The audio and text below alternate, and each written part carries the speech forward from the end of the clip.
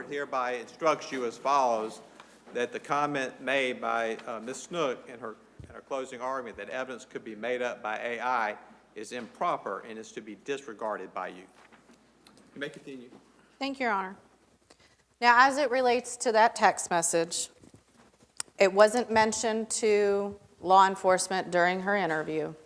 It wasn't submitted. Nathan Daniel, the lead investigator on this case, testified he had never seen that text message. And the witness herself admitted that the text message or the screenshot was created on July 5th of 2024. So even if you believe that Jessica did make those statements, you have also heard evidence about Jessica's character for untruthfulness. That she would say anything to get somebody on her side. And there was no other proof submitted to you to be considered about this alleged threat made in 2020.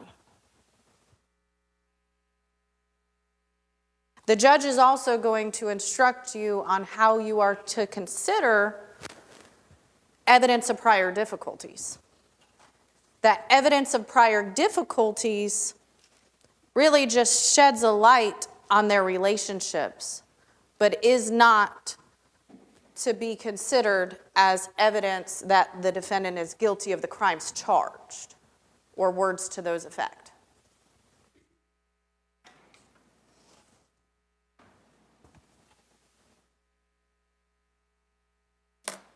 Now, what do we know about the alleged victim? About Jessica Goodrich. She has a history of drug and alcohol abuse. That she was described by multiple people, her own family members, Victoria Crosby, Rick Goodrich, her own sister, Pamela Shays, as being untruthful. She would say things to try to get you on your side, and as soon as she had you on your side, stories would get bigger and bigger. You also heard from individuals that when she drank, she would yell and scream. You heard from Katie that when she was on the phone with her on October 5th, she was yelling and screaming, acting erratic. You've even seen text messages from Jason to Jessica's family members. Those came out when those family members testify. They were submitted with the dates and the complete conversation as defense exhibits. And in those you will see something to the effect of, what am I supposed to do? Let her spaz out on me because I won't deny my kid? And when I asked Pamela Shays whether her acting out or being belligerent or her being loud and boisterous when Jessica would drink, whether that was unusual, and she said no, that's typical. That's how she was. And you heard Jason say that she spazzed out on him.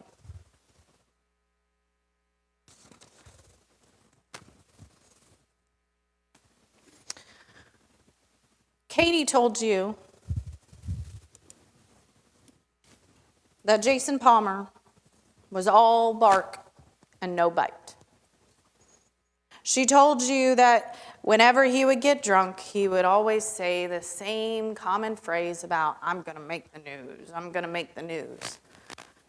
But what he meant by that was, what she said he meant by that, in the context of when those statements were said, it was always in reference to him doing something to harm himself.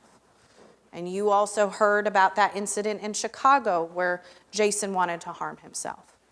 You heard from Jason himself about, I probably have said that before in reference to me doing something with my truck, harming myself.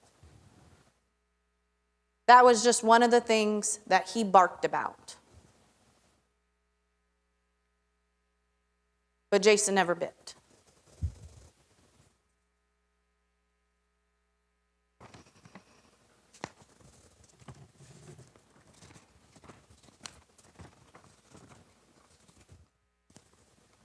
The state's case, ladies and gentlemen, is all bark.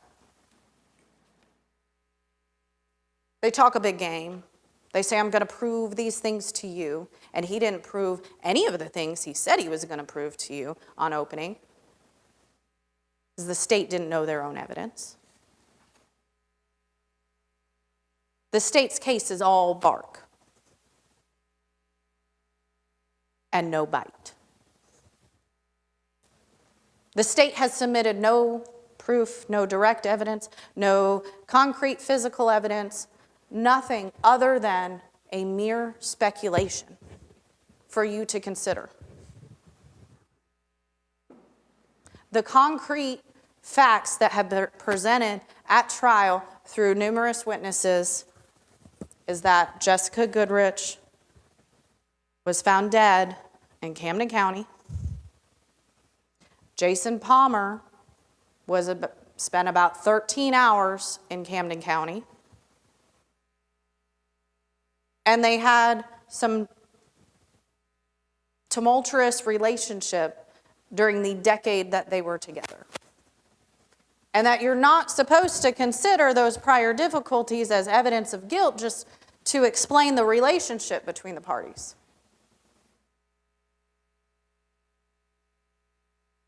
But they haven't shown you any evidence, no fingernail scrapings, no DNA, no fingerprints, no blood found in his truck, no witnesses, no pictures, no videos, nothing that says that Jason actually did this, that Jason stabbed Jessica Goodrich.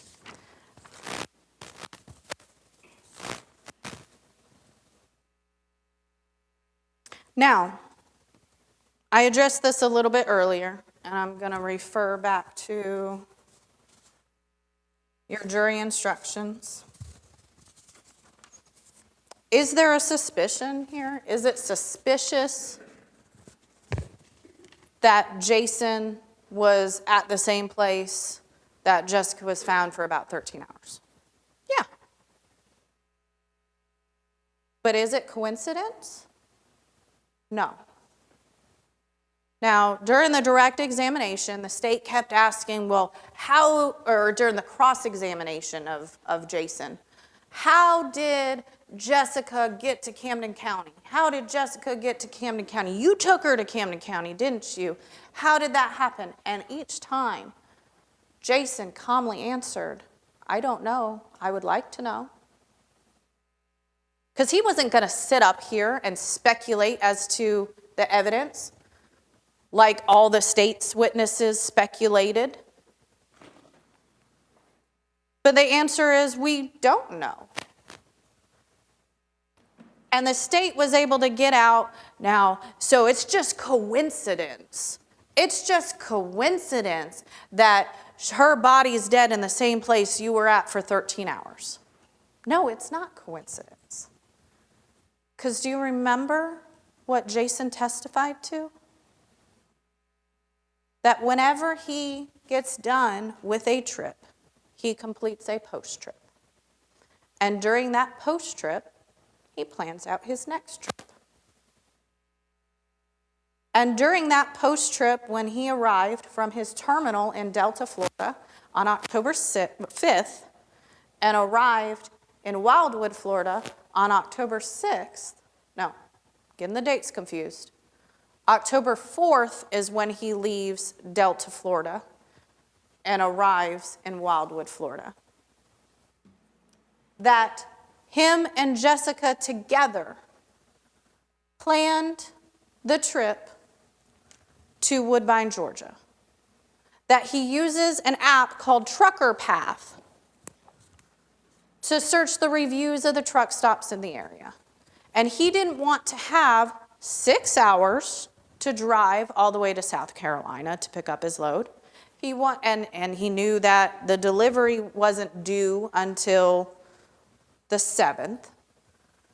So he's going to split his trip. 3 hours this day, 3 hours that day. If you look at his truck logs, that's exactly what happened. So, but Jason told you that Jessica planned that with him. That they planned, that it was really her that wanted that restaurant.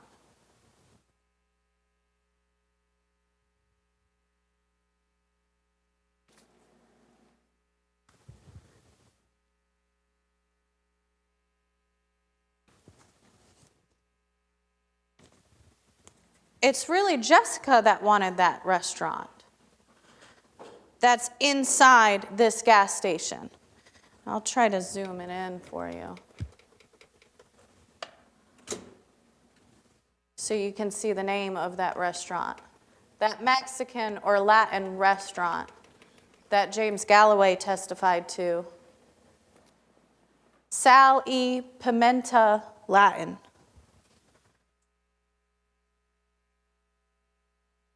That it had really good reviews on Trucker Path. And that they wanted that restaurant. So Jessica knew on 10/5, when they arrived in Wildwood, Florida, where Jason was going to be stopping next. Jason also testified that Jessica would often get out of his truck. He named a couple other instances even during this trip from when she left Massachusetts to this, that she would get mad, she would get belligerent, she would yell and scream, and she would say, "I'm leaving, I'm leaving." She would take her stuff, she would go sit outside. He would go to sleep, she would be back. So he had no reason to believe that that wasn't true for this time as well. He also says that same thing in his message to Katie, which were admitted.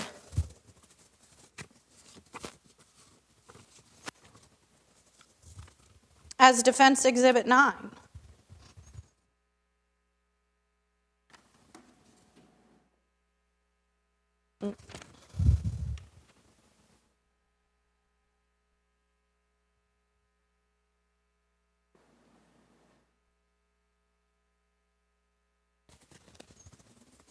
That she had gotten out before. She took her shit, but really left this time. Last time I went to sleep and she didn't leave. She got mad about the baby. She hates me, couldn't sleep next to me, so got a hotel or something. The or something indicates it's a guess because he doesn't know. But she got out of his truck. He thought she was coming back like she had done in the past, but this time she didn't. Jason went to look for Jessica around the truck stop on October 6th, before he went to go leave for Woodbine. He spent, I think he said 15 to 30 minutes or 20 to 30 minutes looking for her, and he couldn't find her. So he made the decision to move on because Jessica had made the decision to move on. I asked why you didn't text or call her, and I think he said something that he didn't want to cause any further issues or problem was solved. And he moved on to Woodbine. Well, then what happened to Jessica? And again, this is just our theory. This is just argument. This is not evidence. This is just our theory. You believe what you want to believe based on the evidence, but this theory matches all the evidence that we have available that has been introduced by the state, is that Jessica got out of Jason's truck on October 5th of 2022 in Wildwood, Florida, like he told Katie she did, like Jessica herself told Katie she would, like Jason told JoJo she did,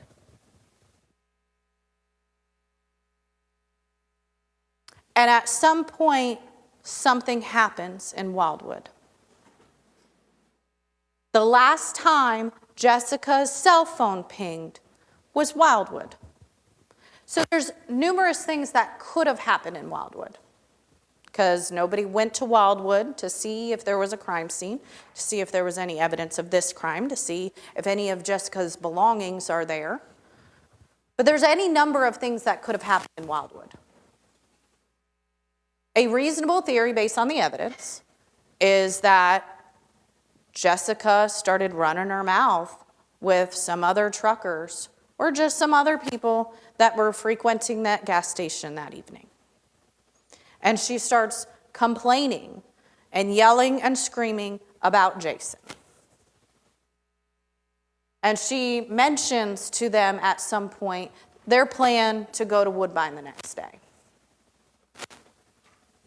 And some other trucker or some other person stabs Jessica in Wildwood, Florida. That's one theory. Another theory is on 10/5. She's drunk. She gets out of his truck, just like Jason said, multiple times to multiple sources, consistent with multiple different witnesses, that she got out of his truck, she was drunk, and she passed out. And when she woke up in the morning on 10/6 and didn't see Jason because he had left fairly early that day, I think it was around 9-ish maybe. It's in the logs, you can find it. But that Jason had left, and now Jessica is stranded in Wildwood. Her phone's dead because she would use the electricity source in the truck to charge her phone, but now Jason's truck is gone and her phone's dead. That's why it doesn't ping on 10/6 in Wildwood. So she can't call one of her family members. But she knows that Jason is going to Woodbine.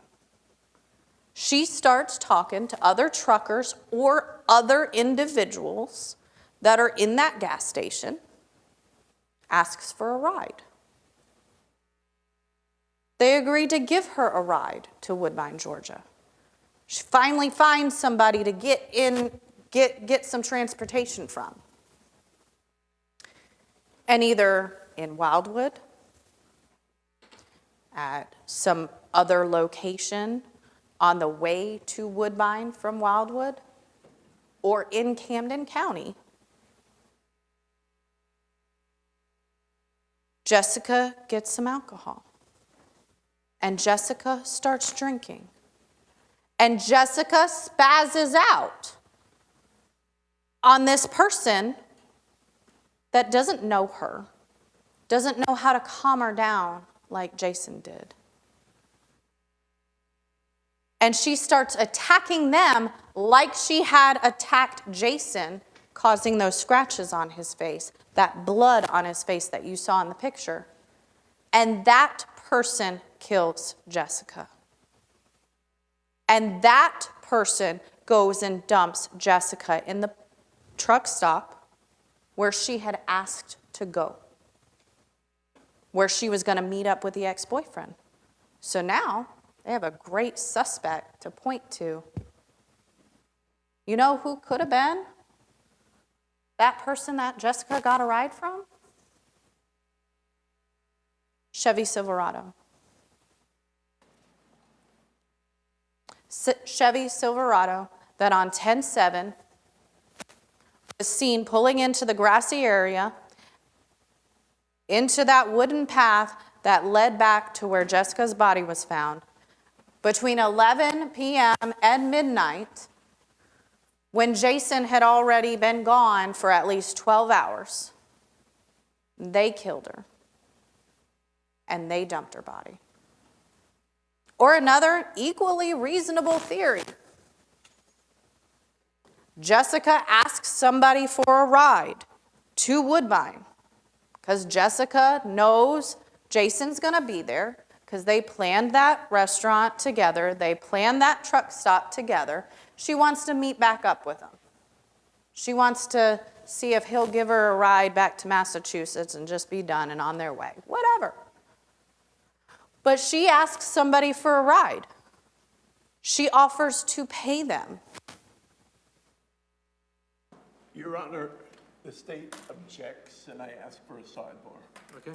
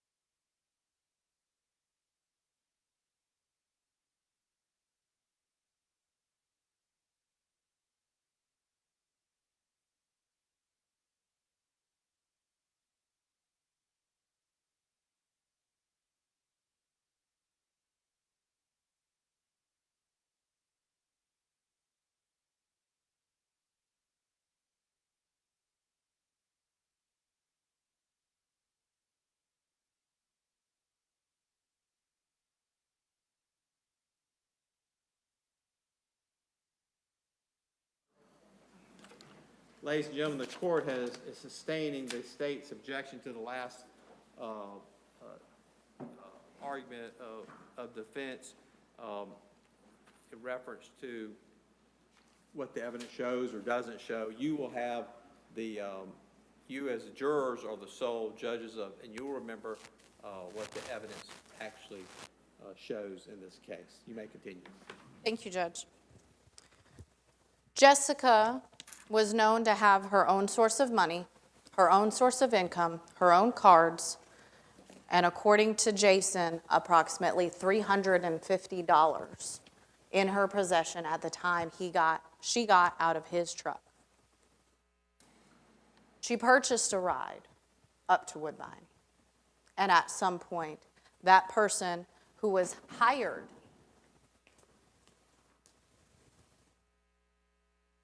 to transport her to Woodbine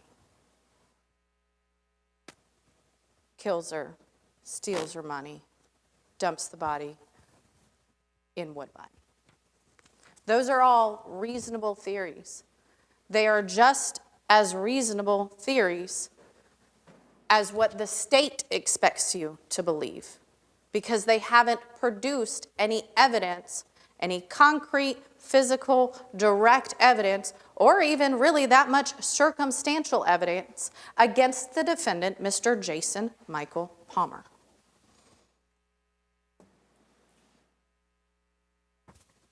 Like I said, the state has maybe shown that facts and circumstances that merely place upon the defendant a grave suspicion of a crime charged, or that merely raise a speculation or conjecture of the defendant's guilt, are not sufficient to authorize a conviction of the defendant. They have a speculation, they have a suspicion, but they do not have proof beyond a reasonable doubt. Because of the lack of evidence, because the state didn't do their job, your minds should be wavering. They should be unsettled. They should be unsatisfied. And the law requires that if your minds are unsettled, wavering, and unsatisfied, it would be your duty to acquit the defendant. It is required by law that you must acquit the defendant if the state has failed to prove their case beyond a reasonable doubt. Additionally, I mentioned a few reasonable theories. Again, I told you these are just our theories, but this entire case this entire trial has been based on the state's theory. So we can make up our own. But really, I don't need to present you a reasonable theory. The defense has no burden at all. You don't have to believe my reasonable theory. You can create your own reasonable theory based on the evidence that was presented today. And if you believe that there is a reasonable theory of evidence or a reasonable theory of innocence that is raised by the evidence that was presented through the course of the trial, then that is a doubt of the law, and you must acquit the defendant.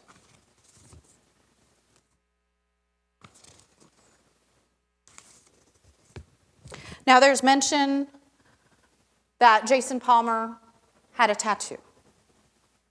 He has several tattoos. One of those tattoos was on his face.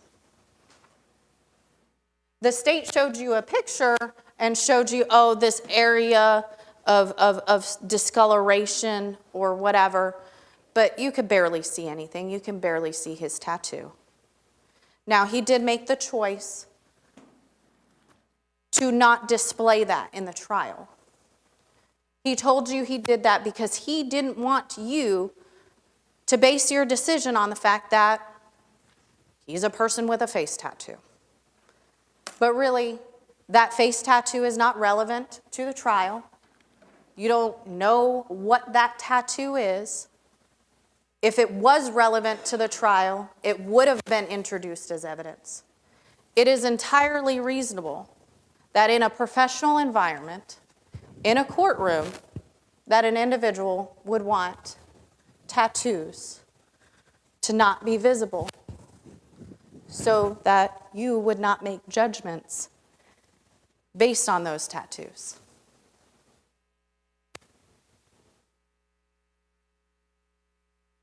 So I ask that you not believe the state when they come up here and tell you that, oh, he's hiding something, he's covering something up.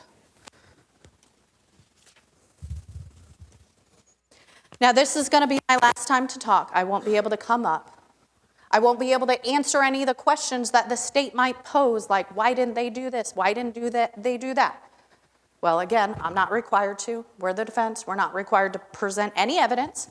They are required to do their job and present their evidence and prove their case beyond the reasonable doubt, which I argue they did not do.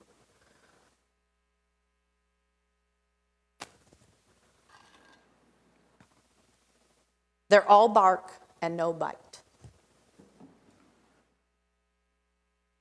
I ask you to be the watchman on the walls, to uphold the laws of the state of Georgia, to uphold the laws of the Constitution, to hold the state to their high burden,